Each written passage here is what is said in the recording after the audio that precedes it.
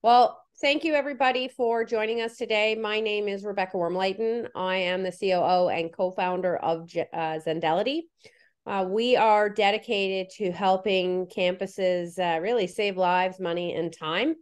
And today we're very, very excited to have our guest speaker, guest discussion with us, Chad from Carleton University.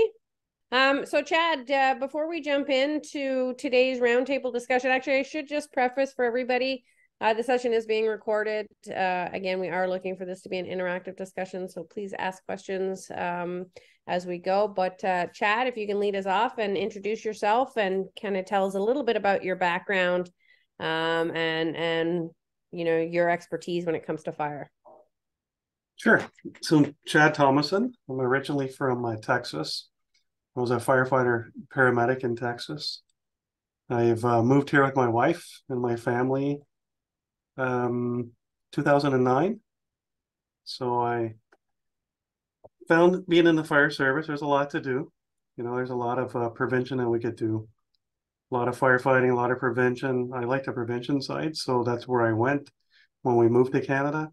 I was a little bit older than I was when I got in the fire service, so I really didn't want to start over in the fire service, but found a way to continue on with what I was doing, and prevention and fire safety with Carleton University. So I've been here for 3 years.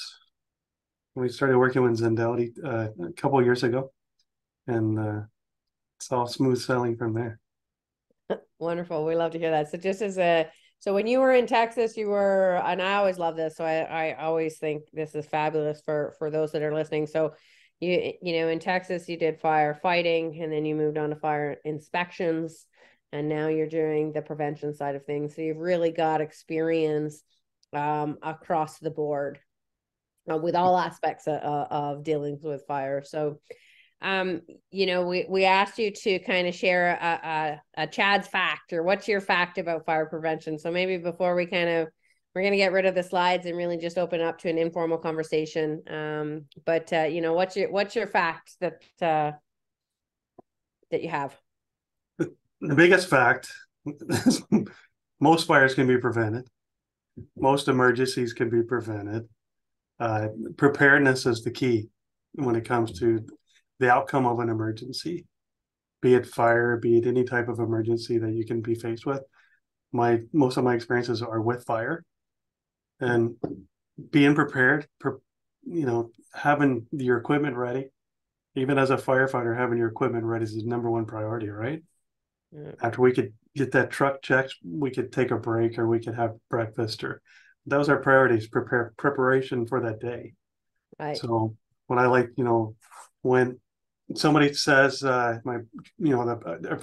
especially in Zoom meetings or Teams meetings over the last couple of years, I had a hard time because people would be at their house and I could hear that chirp in the background of the smoke detector.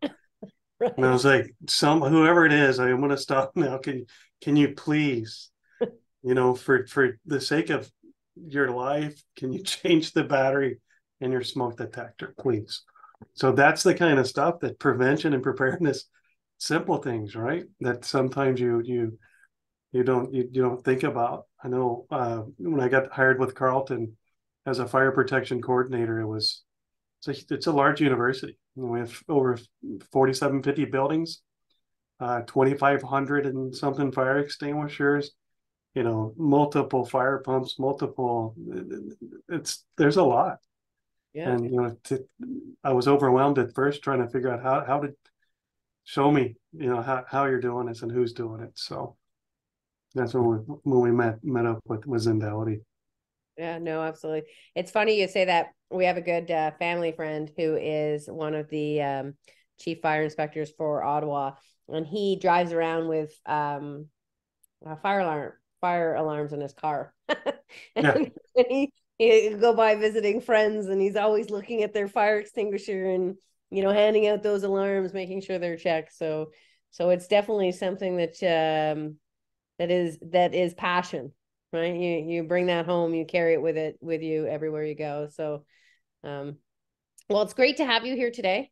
I'm very excited to take the time and chat. So, Isan, I don't know if we want to pull down those slides for now, and we'll just open it up for a chat between us. And I'd like to take a moment before we jump in and, welcome everybody that's joining us here today. We really would love to keep this as an interactive discussion. So I would encourage everybody to please go off video, please go off mute, and please engage. Let's have some questions. Chad brings a tremendous amount of expertise and experience when it comes to fire, as we've just talked about. So this is an opportunity to pepper him with some questions, to learn from his experience, to see what he's seeing. So please raise your hand, join us, and let's let the conversation begin. So what we wanted to do today is kind of really talk about some of the challenges that we're seeing around campus fire safety, that I think everybody we all need to be aware of and cognizant of as we plan out our strategies moving forward. Want to talk about, some of the challenges or errors or issues that are impacting us based on today's methodologies, as well as and then what you're doing, how you're solving it. So again, impromptu, please join us, and let's chat. So let's start today's conversation, Chad, and talk about some of the industry trends. I think a lot's changing all over the place, and obviously fire prevention and campus life is no exception. So maybe you can talk to us about some of the trends that or challenges that you're kind of seeing and what's going on. Well, changes every day, right? The challenges we face they're gonna be the same as tomorrow. It's how we handle them today that's going to make a difference in it. What I saw as a big challenge when I first started as a fire protection coordinator was the amount of what I knew that needed to be done, code compliancy and everything. Checking this equipment, how often are these things being checked? Stepping into a university that's been here for many years. They've had the same person doing their fire, and extinguisher inspections every month for several years. What happened in the middle of that was a hiccup where that person had gotten sick, and so somebody else started filling in. And they said it was a disaster. There was so many extinguishers being missed. Not to mention the fire pumps, the weekly. I mean, fire safety. I always told it. I tell my director, I'm not going to make you any money. I'm not. Fire safety does not draw in money. Fire safety saves lives, and it saves a lot of money. It's not a bringing in, it's a saving it. You're going to save money if you're doing it properly. Now, if you're not doing the proper maintenance and the equipment checks, it can cost you money. The fire pumps, for example. We have a diesel fire pump on campus that has to be ran every week. And Okay. I think it went several weeks without being ran because nobody knew that diesel fire pumps have to be ran every week. And it's an expense, right, to run it, and you gotta waste diesel, but it's a bigger expense if you go to run that thing and it doesn't work. So Absolutely. the challenges, and then the workforce, right? The person that has been doing our extinguisher since I've been here, they're getting older. Yeah. 2,500 something fire extinguishers, the locations of, I can call them right now and ask them a question and they'll tell me, but it's all by memory. Right. Yes. Right. I've since we began working with Carleton in January of 2022, I've had the opportunity to explore the campus with Nancy on a number of occasions, and it never ceases to amaze me how many opportunities there are for something to go wrong, because there is so many, and that's just talking about the fire extinguishers, right? I know you had said it to me once, and it really kind of honed in. The biggest fear is when you go to reach for that fire extinguisher and it's not there, or it's not functional, or that's really what we're kind of here to solve, to make sure that it is up, running, and available as required.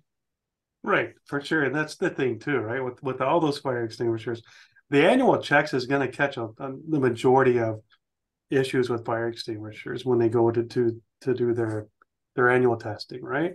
But it's that monthly testing or monthly inspection that has to be done. I mean, the fire code says you have to check them every month. Interesting conversation. So I was actually talking to someone from Ontario in this particular case again, but I have to assume, so you've got your Texas background and now your Ontario background. And someone said to me that the monthly inspections for the fire extinguishers they're not really required. Want to comment? They're well, let a fire inspector come in and look at your fire extinguisher, and if it's not, you have to, which is really cool with Ontario, and I think it's most provinces, even Texas was the same way. You could have a digital tracking of your inspections, right? It doesn't have to be that paper tag. It Right. can have be a digital tracking for it, right? So if once a year is all that people think they have to do these, and I mean, now you don't have to be a licensed fire extinguisher technician to do, or even an fire extinguisher company to do the monthlies. I think the fire code says you have to be a competent person to look at the fire extinguisher. There's several, 4 or 5 things that we set this program up when we working with you. You're visually looking at the gauge, you're visually looking at damage, you're visually making sure it's mounted. The fire extinguisher, Nancy, the one that does our extinguishers, because she'll, with this reporting system, she wants to know. Now she can hold me accountable because she's like, hey, why isn't this one mounted yet? I've reported it last month. And I was like, I have so much going on. We're in the midst of hiring a new fire protection coordinator for the university. And it's like, Nancy, thanks for, following up with me on it. I can't really call her out on it now because every month I know she's touching every single fire extinguisher, which that was the thing that scared me the most of when I started here was who's checking the person that's doing the fire extinguishers, right? That's the first thing I think about, because I have done building fire inspections where it's like, hey, wait, all these are written in the same color ink. It looks like just did these right before I got here. The monthly sign-offs on the fire extinguishers, and it's easy to do. I mean, if you run by and let's say it's good, it has pressure, let's sign it for the last 4 months. If Ottawa Fire or any fire inspector that shows up unannounced, they're gonna go in there and they're gonna see 2 or 3 months that it wasn't signed. Then they're gonna start asking questions, and then they're gonna start going into your whole portfolio of fire safety. And I stay on top of ours, but I still wouldn't want them to come in and do that because there's probably some stuff that that they could ding me on, but I know it's done. It's just that maybe for some reason we didn't, that 1 week we missed the fire, the fire pump or something like that. So right. So by minimizing the questions, the longer term value and time savings for you in not having the inspector breathe down your neck, it makes you smile. oh yeah, it does. I don't want them here. I mean, they have a job to do just like I do, and if I do mine, then it makes theirs a lot easier, kind of thing. Yeah. And being on both sides of it, being a city fire inspector and then being a fire protection guy on the other side, on the city side or on the public side, I kind of know what they're looking for, and Right. it's just building that forming that relationship and that trust. If they trust me, that I'm doing my job, and then by being able to open my phone up and saying here's the monthly inspections as they're happening right now. That's a trust thing, right? Right. That they know that I'm doing this. I'm not going in and writing fake inspection notes. It's being done in real time. So I think that so great. So okay. So why don't you tell us? So what are you doing today? How are you managing fire prevention, and how are you getting that confidence? It's amazing because instead of me having to walk around and check all 2,500 tags that they were signed, I can go on our phone. We teamed up with Zendelity, and by the way, they're not paying me to be here. I just have that much passion in fire safety that I want to make everyone's life easier. It surely has made mine. It's not that it made it easier. It made me know. It gave me confidence that I know all of our fire stuff is ready to go.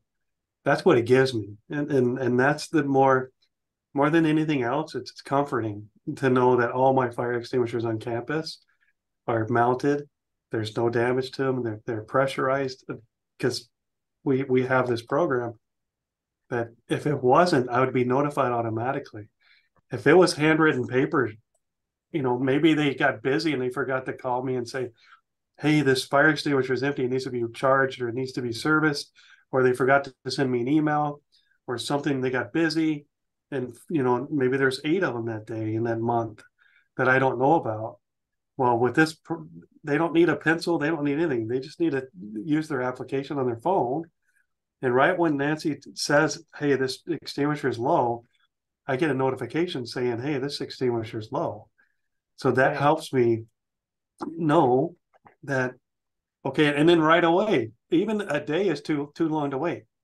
Right away, I get a spare extinguisher and I bring it and we exchange it right then. Then I save those and we service them all in a group. So let's for the people who are joining us. I'm assuming for most of the people this will sound very familiar. So prior to working with Zendelity, we had Nancy, who that was her full-time job. She walked the campus every month checking fire extinguishers. That was her mandate. She signed up the ticket, completed a form on her pad of paper that said what was going on with that fire extinguisher. At some point, and I'm not sure, maybe you can say at some point, whether it was at the end of the day or end of the month, whenever the inspections were done, all that paperwork was handed in to administration, who then maybe transcribed it and gave it to you. So you're probably, talking about you can't wait a day. Probably, I would think with the old methodologies, you were probably looking at, in some situations, close to a month before you were actually able to. The funny part on this is since I was new, nobody knew who to send that paperwork to, so I didn't even get it. So that was very shy. It surprised me that I was like, well, how do you know? Because what they would do is they would go get an extinguisher, a spare one, and put that in its place, and then put the empty one or the one that needs serviced in another place. And I started getting phone calls once they realized that I was the new fire protection. I was like, hey, we have an extinguisher over here in the loading dock. We have an extinguisher over here in the library. We have an extinguisher. I was like, where are they coming from? And later on, after meeting and discussing with CNW, because CNW is the one that we subcontract our cleaning. That's who does our monthly fire extinguishers, right? Right.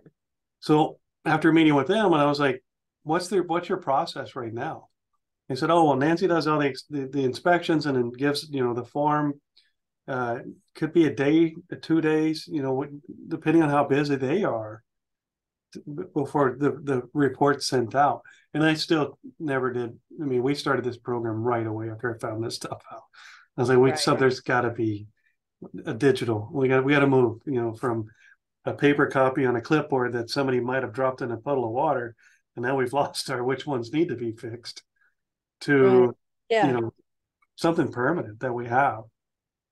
Right. So what we have done for Carleton, just as a little background for everybody, is so we've actually created, using our command center mobile application. So we created 52 work plans, so one per building on the Carleton campus.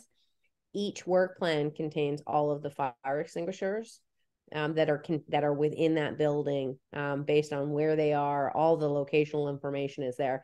So now, using the mobile application, Nancy still completes, because that's never going to go away, and that's an interesting thing. We're never going to eliminate the requirement for someone to physically put their eyes on those fire extinguishers, on those pumps, on those AED kits, defibrillators, whatever. That's never gonna go away. But what we can eliminate is the current paper-based methodologies that we're using to manage that are really exposing you to the risks that Chad's talking about here today. So now Nancy, using the mobile application, simply follows along. Anything that fails her inspection is captured in real time. Chad is now notified within the system through our issues management. So he's notified of all failures, can now track those issues to completion and take immediate corrective action. So from a quality or confidence, I think everybody can, hopefully see the improvements there. But I want to bring you back to that kind of knowledge transfer. So Nancy is a lovely lady. She's I believe she's 62 at last count.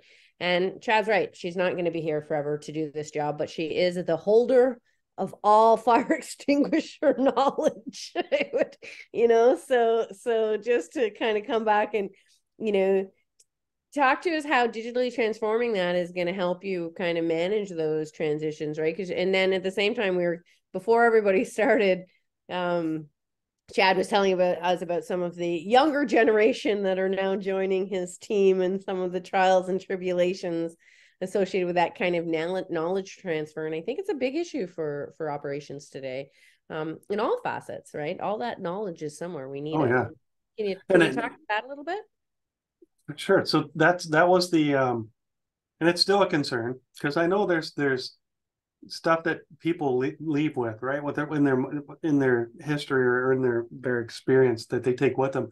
We'll never get all the locations right from Nancy.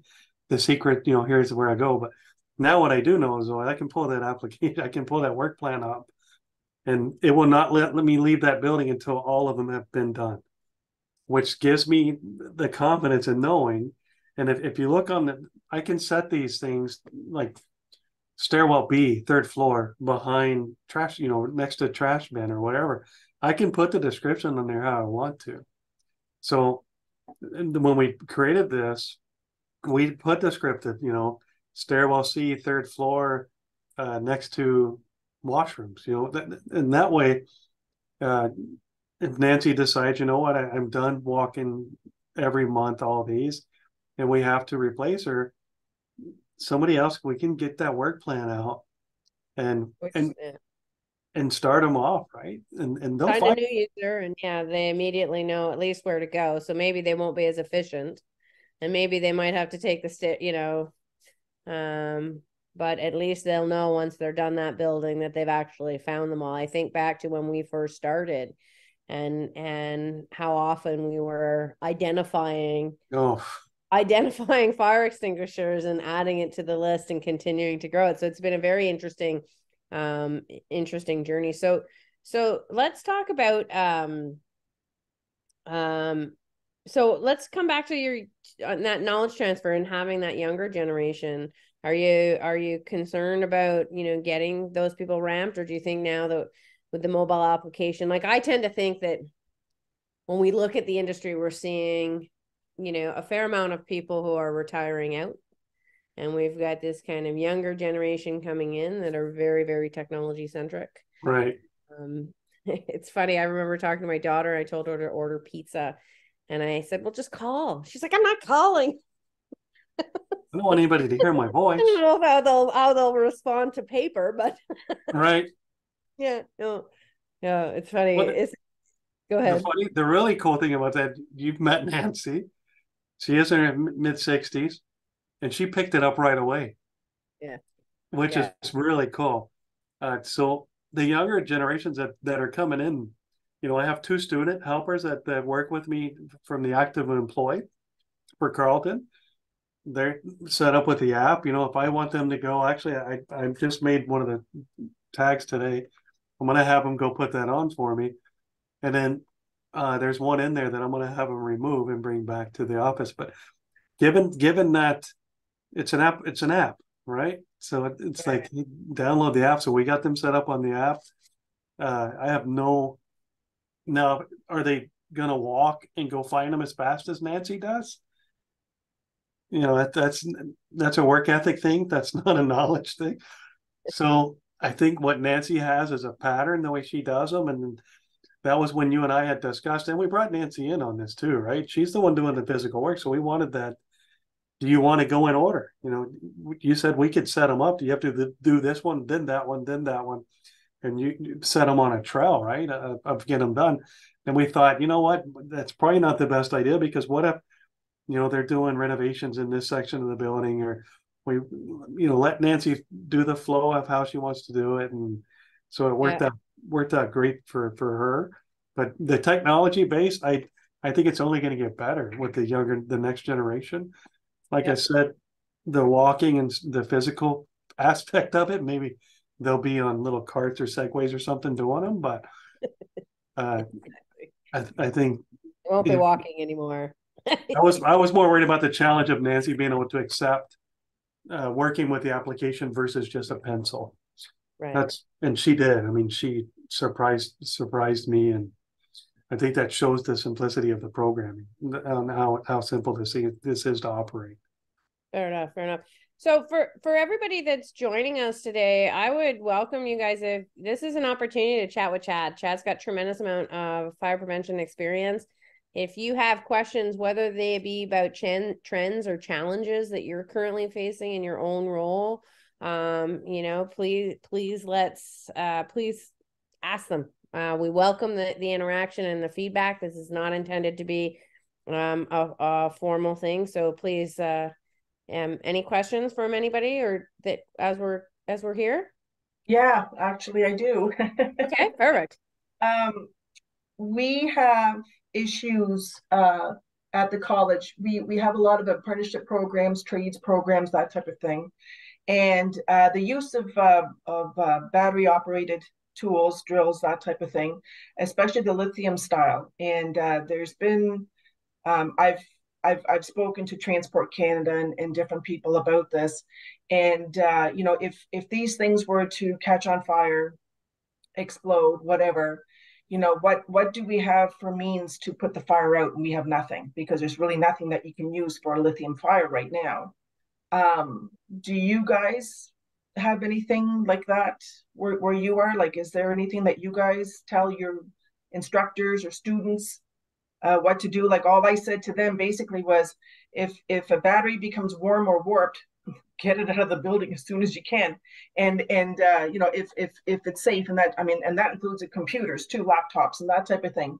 And the other issue that we have, that we are putting up a lot of EV chargers for cars, and I've recommended to them, to the people that are putting them in place, do not put them up against like beside the building or on the building. Put them in the middle of a parking lot, like as far away as you possibly can, in the event that something goes south. Because again, if a car goes up, what do you do, right? So, and I mean, I know fire departments now are struggling to put these types of fires out. Is it's not just getting a bucket of water. It's hours, days before these things go out. So I'm just not sure about chargeable batteries, like, and that's not like, I mean, e-bikes and scooters and everything else. Like, kids want to bring them into the building to charge them, and it's like, no, you can't, leave it outside. It's like, it's a never ending. I'm not sure if this charging stuff is really a good thing. I'm just kidding. Well, coming from a fire, when they first came out with these electric cars, I think when I was on the department, the Prius had came out. And we used to have the manufacturers come out to the fire station and show us where to cut these cars up, where to because you don't want to cut into that. I surely don't. So, each car manufacturer, they were putting the main leads in different areas. On fire, there's not enough water on the truck, because these things do burn very hot. You can use like an ABC multi-use fire extinguisher on them. It doesn't say you can't, right? It's a Class B fire. Yeah. So you can use it. Is it going to be enough to put out? It will be for, a laptop, something that you can actually suffocate with the fire extinguisher. More importantly on that is having the correct size, in different labs, the Class D, those fire extinguishers for metals. Yes. I don't know if you bought one lately, but the price have skyrocketed. At my old place, we used to have them in the machine shop because of some of the metals that they were working with, right? So, when you have cadmium or magnesium or that type of thing, then you have different types of metals. So yes, and they're very heavy. It's not like the average Joe can just pick them up and lug them around. That doesn't happen. So, unless they're on a cart or wheels or something like that. But anyways, yeah, it's I just don't really know, like going forward, to tell my maintenance and my custodial staff, you know, what they need to be aware of, and what to do in the event they see something maybe not right. But like I said to them, like, if you can get it out of the building, throw it as far away as you can, because I Yeah. don't want it to go off of the building. Now the cars were, I mean, they're totally different. We have charging Yeah, stations in our parking garages, which if it happens, it's at least it's outside of the structured parking garage, right? yeah, So my thing with that is making sure you have, you know, we know that ABC extinguishers work on their Class B fires. Make sure you have them in the area. yeah. What I noticed when we started this program with Zendelity was there was redundant fire extinguishers that we did not need. So I utilized that and put them in different locations where we did need them. You know, in the little kitchenettes where there's microwaves and toasters. You know, I want to make sure there's a 5-pound fire extinguisher in there. For yours though, with those batteries, can we put a 5-pound fire extinguisher everywhere? You know, there's a battery charger. Maybe grouping them up, putting them on non-combustible surfaces would help, right? Because if it's just that plastic burning and that metal within the batteries, it's going to burn itself out pretty fairly quickly. So if you have it on a wooden cabinet, though, not necessarily very quickly, right? So then, you know, make sure you have your fire extinguishers at the ready in the right places is my biggest thing on those. So I got a question then. So I think this begs a very interesting question when you think of industry trends and kind of, you know, so today it sounds to me like it would make sense to have a work plan created that was around, maybe not, obviously not for all the laptops or anything, but you know, for the big charging stations or big kind of areas that are at risk where someone's actually going in and to Susie, I think you said, you know, if you see the battery is swollen or something like that, right? So do you think in today's day and age with these new batteries that we should actually be doing more formal inspections around them regularly to kind of mitigate this risk? Is that something you think But would I've be? asked that's actually something that I've asked my custodial and maintenance staff to do on a monthly basis now anyways, like when they're in their areas doing that, you know, check your batteries, check everything, check the chargers, check everything around that, and just keep an eye on it, you know, because and the example that I used was, you know, it's not just work, it's at home, because my neighbor two houses up the road here, he lost his garage because he left the charger on overnight, and it just burnt the garage right down. It just totally, it was done, right? So, and that's what they came back with. It was I'm not sure if I'm allowed to say the product, but anyways, it was plugged in, doesn't matter, and it caught the garage on fire. So he lost everything. Yeah, You terrible. know, so it's not just a work thing, it's a home thing as well. So No, fair enough. And very, yeah, very, very, very yeah, important point. And I think that you're making for sure. The yeah. one thing that I would, it was interesting. So another customer that we work with, Norristown Area School District, in Pennsylvania, and one of the things that we talked to them about, instead of going, the commercial when they talk about going nose blind, Yeah. whatever what is it, the smell.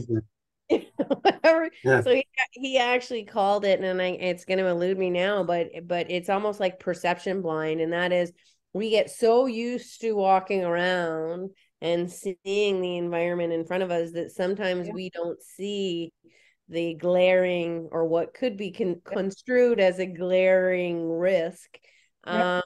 because we see it all the time. So and that's so for them, by actually constructively and building a work plan around some of those things, right? It eliminated that kind of perception blindness, because it actually forced someone to say, stop, you know, let's not stop and smell the roses, but stop and let's actually look at what it is that we're looking at and actually record the status. So just food for thought, right? That there is that risk that they brought up, that I think is a really important consideration. Chad, do you have anything to add on that? Yeah. So another thing on that preventative maintenance, right? Regular inspections like you're doing, how are they documenting these inspections that you've requested them to do? What are they looking for? That's one thing with this, and I've used it. I don't know if I'm sure I'm going to probably talk about it with Rebecca, but I've used this program to do. For some reason, they assign AEDs and Narcan to me. Being a former paramedic, you know what? I'll take it. That's life safety stuff. That's in my wheelhouse. So I've created these fobs for the AEDs and stuff. But what's really cool, because not everybody's used to what kind of questions, would you know that we ask monthly on an AED? Well, Yeah. if you scan the fob that I had installed on them on your application, it asks you the questions that I put in there. Is the green check mark on the AED? Is the the safety thing not broken? The safety seal not broken on the AED? Is the alarm on the cabinet? Did it function correctly? And all those questions, and there's two more, all those questions that are asked, it's a simple click, right? For the person that's doing it. And if, let's say, the green mark's not on there, it comes back to me immediately too. And that's another life safety device, but it's an AED, it's a medical equipment. Why would it be in fire, the fire wheelhouse? But that's how easy this thing is. And if I wanted to put it on the door, the light switch, or if I wanted to put it on around my house, for the kids cleaning, did you clean this? And they can go in and touch that thing and say, here's how you clean the toilet. I can manipulate this system any way I want it to do. It doesn't necessarily have to be just fire safety. Right. It can be for your battery thing. That would be an awesome thing to make a checklist for them. Put a tag on it. They go tag it, or they scan it, and then here's what you're looking for. You're telling them what they're looking for without physically being there. It's really so many things you can do. Yeah. It's interesting that you say that, because when we first started in this, I expected it to be, I use the example of the boiler all the time. Go and inspect the boiler. Okay, well, what are we expecting it for? Right? And it's very interesting how often it's I don't want to say it's hard for people, but it is almost hard for people to stop and say, what am I inspecting for? Do you know what I mean? Like the specifics. We get complacent too. The complacency of going, and I'm going to go do the boiler, and you go, Well, and yeah, like, so I see the boiler because again, within Norristown, and we were working with them on that. It was, so what do you want them to look at? So it's one thing for them, they send their head custodian every day to check the boilers, even though they have a computerized maintenance management system that's doing it digitally. They believe, what if the power lot went out? What if something happened, right? So they still personally believe that in order to ensure a safe environment, they want someone to physically go lay eyes on it. And but articulating what that means. So in their case, it was, is the water on the ground, is it making weird, strange vibrations that we should maybe look at, right? So yeah, it kind of goes in that perpetual blindness, that kind of writing that down. Fantastic. Nice. Susie, do you have any other questions? Oh, I think you're on mute, Susie. Yeah, you're on mute. No, I'm all good right now. Yeah. You're all good. What about anybody else? Anybody else have any other questions? No? Well, please jump in. Oh, Ozzy? Yep. So in regards to what Susie was saying, so we're in a unique situation where we're trying to develop a policy right now for motorized vehicles, scooters, things of that nature.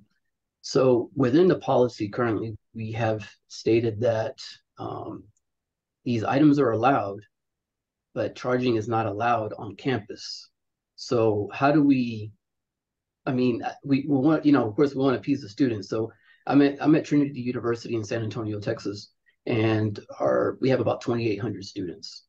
And I would say the first 3 years they have to live on campus. So the majority of our students are on campus. So how do we, I guess, maybe develop a policy where we tell them to charge it, but they can't really charge it on campus? That's where we're torn. Yeah, that's a tough one. See, I don't know. So we're starting the same process, right? With these electric scooters, they're everywhere. I don't want them in dorm rooms. I don't want them charging them in there, right? Right. We do have exterior bike storage rooms, but do they have? Most of them don't have electricity in them.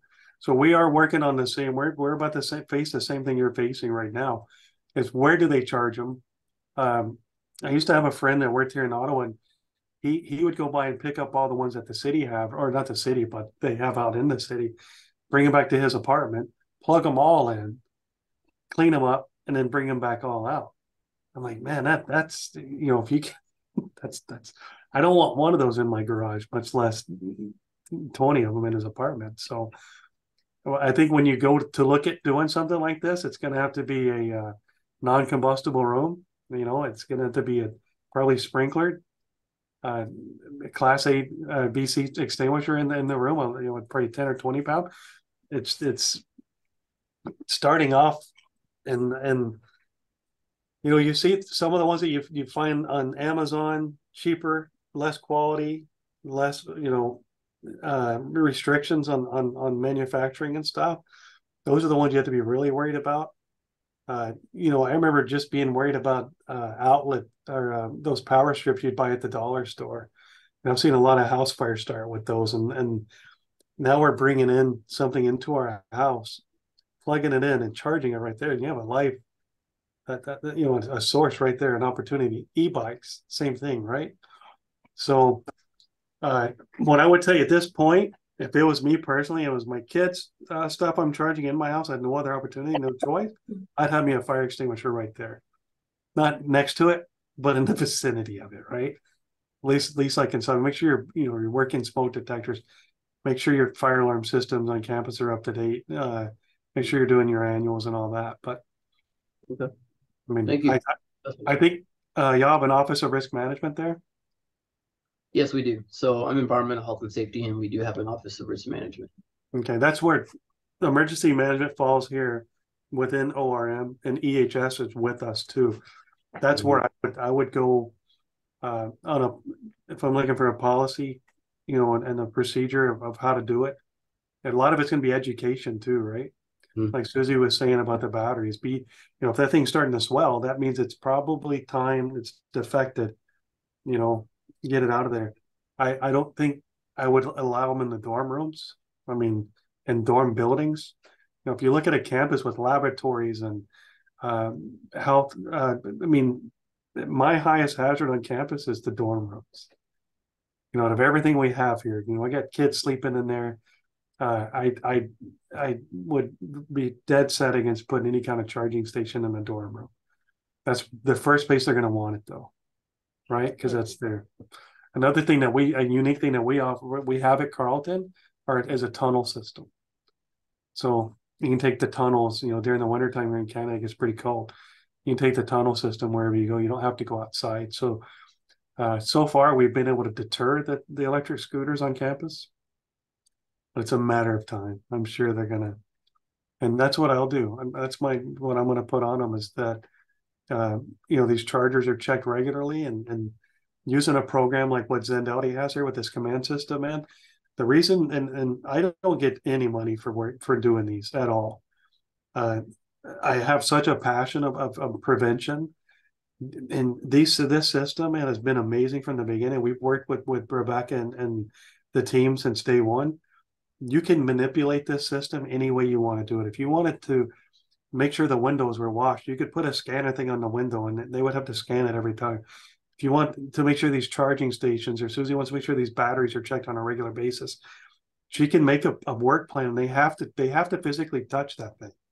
They have to touch it and they have to scan it in order for the work plan to be done. And it just gives you that assurance. They're still human. Humans are humans, right? Not that I don't trust them, but instead of using the scan bar codes, that you'd see on a lot of them, I went with a fob system with these. So you physically have to touch this with your phone. You can't take pictures of it. You have to touch it with your phone. So now I know for sure that these people are going, and that extinguisher is being looked at every single day or every single month. So it just gives me the assurance that it's a prevention thing, right? If joint health and safety committees, when it comes to power tools, they should be checking that, but that's once a year, so you want to get that monthly assurance that it's being done. And it with a program like this, it's for what it cost me and for what it saves the university of my time, it's it's a no-brainer for me to do it. It gives me that sense that it's being taken care of. Yeah. Nice. We love, that's music to our ears, as I'm sure you can imagine. Now, so I think this conversation was interesting. So I love the segue, Susie, into the batteries, because I hadn't considered that from such a big industry trend perspective, but it so obviously is now you said it. Is there any other kind of areas that you guys see coming down the pipe from that from a fire prevention perspective we should kind of have in the back of our mind and be considering as we go? It's all going to go battery. I have a feeling that drones, the flying car and the Jetsons and all that. I don't think we're there yet. But even if once we do, it's going to be plugged into an outlet. It's going to be drawing electricity. It's going to increase the current, especially here in Canada during the winter times. The demands for hydro is pretty high already on your buildings. Now you're plugging these cars into them, even drawing more electricity. So you have the chance of power failure. That's why we always say be prepared, be ready. So do you think then that we need to, so I'm not an electrical expert or a fire expert. So you got all that power coming into the university campus. So do you think that, with these batteries, then we should be thinking about, because I'm assuming there's the same, just like with fire extinguishers, you got to go inspect that electrical outlet. You got to do so often. There's, all, similar, different set of rules, but a set of rules along with it. Do you think that organizationally, we might want to consider how that could change up, how we should be maybe inspecting that more often for fire prevention?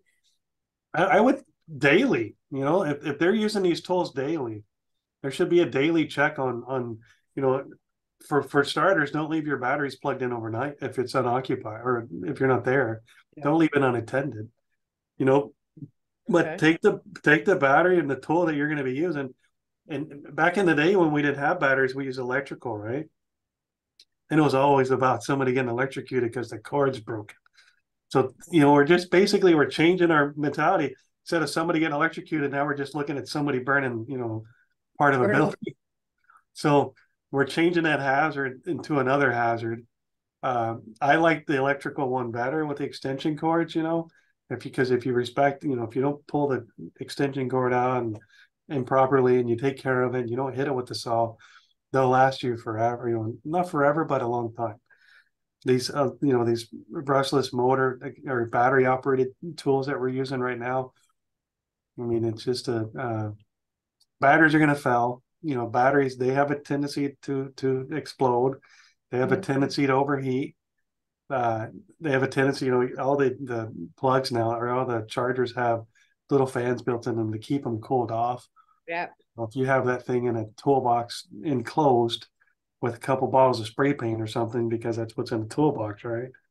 So it's all about knowing, respecting your tools, routine inspections of your tools. Right. Like I said, Joint Health and Safety Committee should go around annually and check all this stuff. But once a month, once a week, I think we have it to where anytime the user takes it to use it, they're supposed to inspect it. So liability comes to mind, right? So that's another thing about having that inspection form saying, hey, this was done. They sent me the report. It was completed. Did they do it? They check. Was there any damage to the battery? Was the battery physically damaged? That's a big thing, right?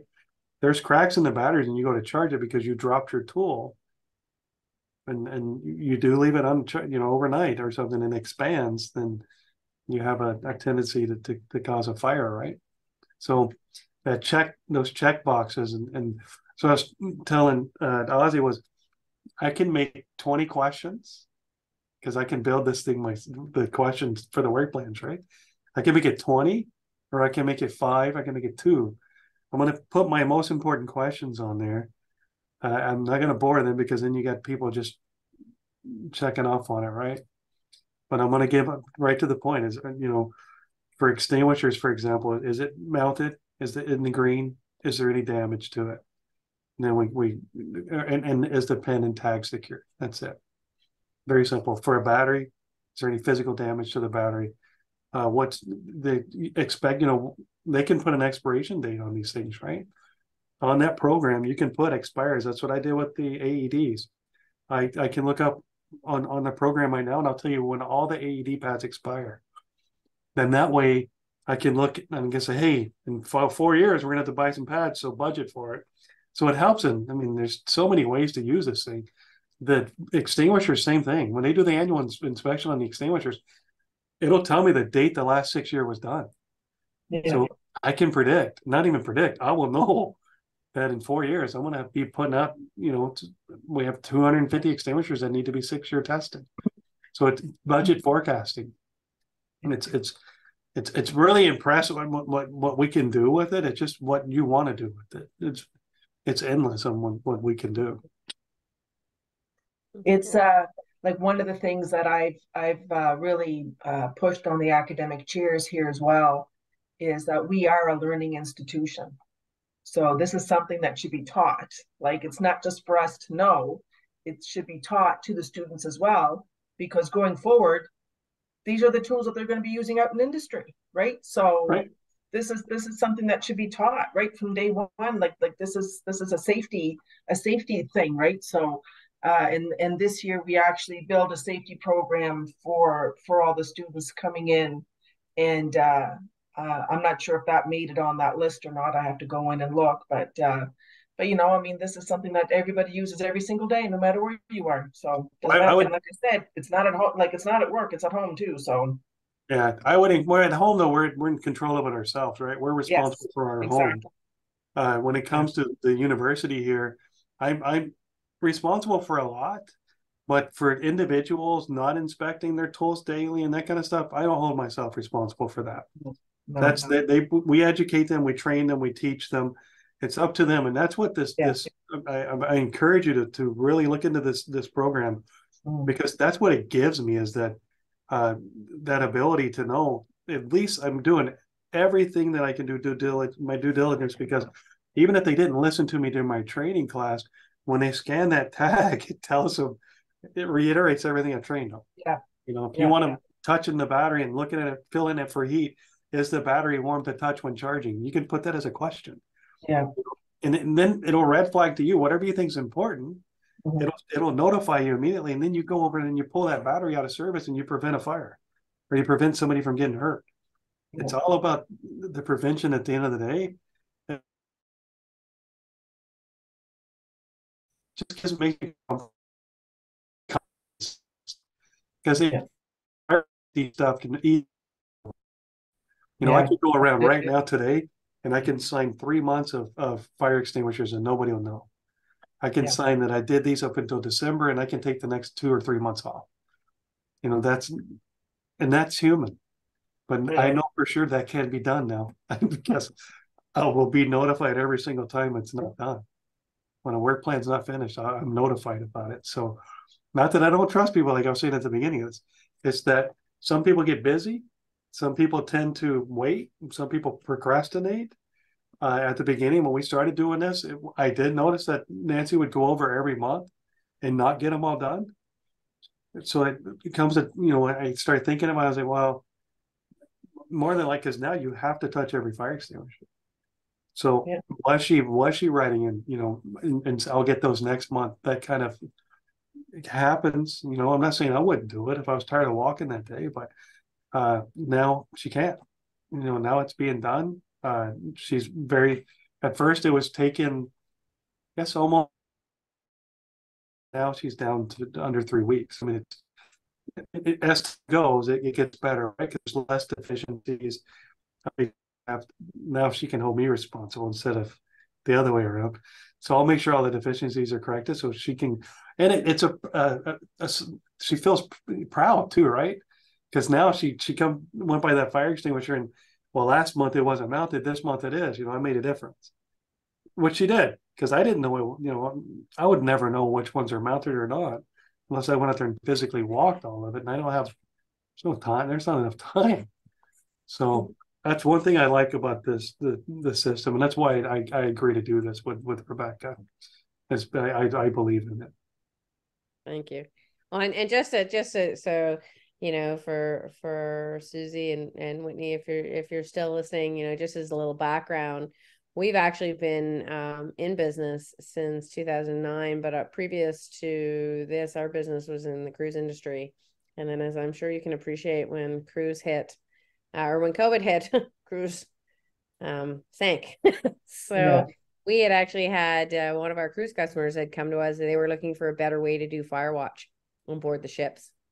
So we built them what really became what is now Command Center, but we'll call it that prototype.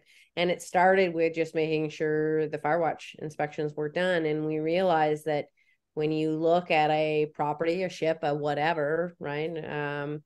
There's hundreds of things that need to be done day in, day out in order to reduce risk. And, this is a part of the business that is still reliant upon paper. And, I think we have an opportunity to improve it. I think that technology has changed in ways that now make it feasible and cost effective. So it's fun to be where we are. We're on the cusp of our journey.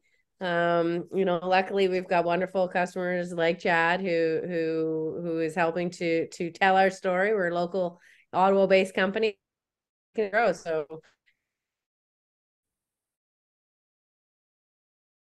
appreciate everybody taking the time. Have any more questions before we go? Please feel free to ask them. Thank you all for taking the time and engaging and chatting with us today about fire safety.